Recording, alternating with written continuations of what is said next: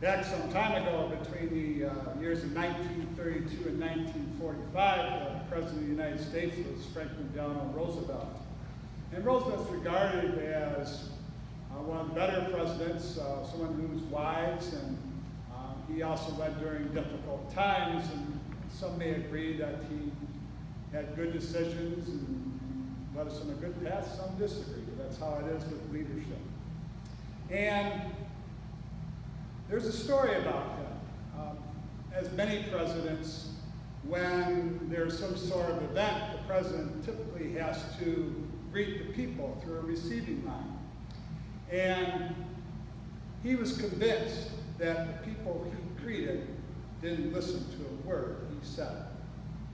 Therefore, he decided to do a study.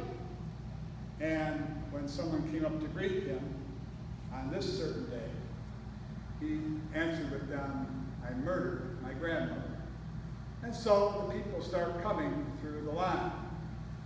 And he would say this, and they would say, "Keep up the good work, Mr. President. You're doing a great job. Thank you for all you do for our country." And it kept going and going and going. Honestly, what he thought was true. Then the last person in that line was a head of state from Bolivia. And Roosevelt said, "I murdered my grandmother." And the head of state from Bolivia said, "Well, that may be true, Mr. President. I'm sure she had it coming." Our last 3 weekends, the Gospels have been about the proclamation by Jesus of the kingdom of heaven. And there's been about 8 or 9 different examples that he was given to those who were listening to him. You almost kind of wonder, hey, did he perceive that they didn't understand? Or were they not listening? I tend to think our Lord, who was obviously wise and a great teacher, was trying to teach from so many different angles so people would understand the importance of the message. And today there's 3 parables that are very similar to the parables of last week. If you remember, last week was about the sower, the mustard seed, and then the wheat and the yeast. So our first parable today talks about a person who spent all their lives looking for that great treasure and gone through many struggles and probably many toils to find it. And finally, by a stroke of luck, finds that treasure in the field.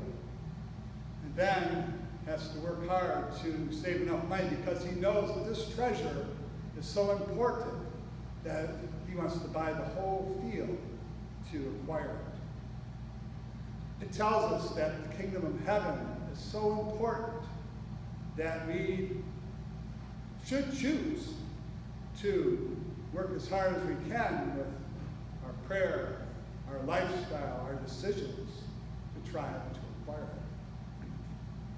The second, of course, is about the great pearl. And the great pearl could be tied to wisdom.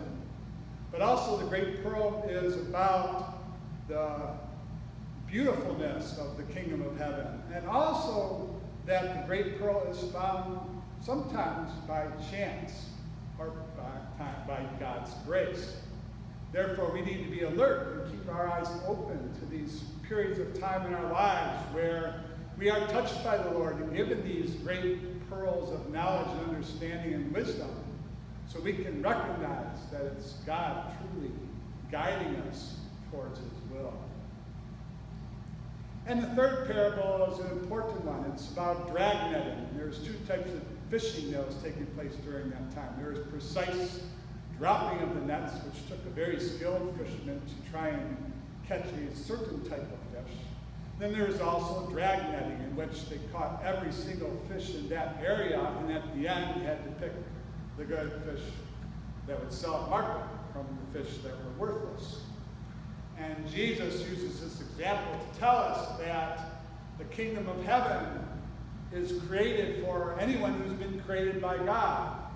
And it encompasses those who may be wealthy, may be poor, may be good, may be bad, may be right, may be wrong. And we have to learn, especially during our time of the kingdom of heaven here on earth, to treat each other as neighbors and justly. So those are the stories of the kingdom of heaven from the Gospels today. I'd also like to focus on our first reading from Solomon. And I find it interesting that we often just say Solomon equals wise. And it's true. He was given this grace of being, and this charism of being the most wise person who lived at that time. But what did he ask for? He was a new king coming in, following or succeeding the greatest king in the history of Israel, King David, and he was only 20 years old. Most 20-year-olds that I know, if asked by God, what do you desire, would say beautiful women, riches, power, land. But he had the sense to make a different decision.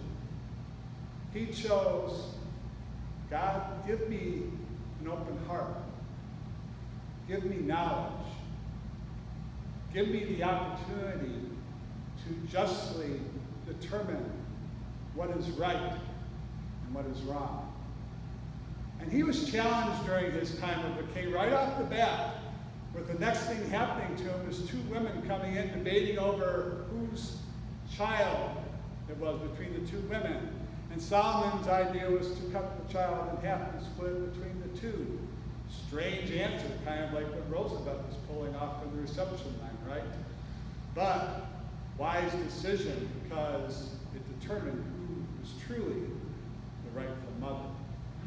So Solomon, during his kingship, was the most prosperous time in the kingdom of Israel during that time. It didn't end as well as it started, for he drifted in his right judgment and started worshiping false idols and being caught up in the building of temples and kingdoms and riches.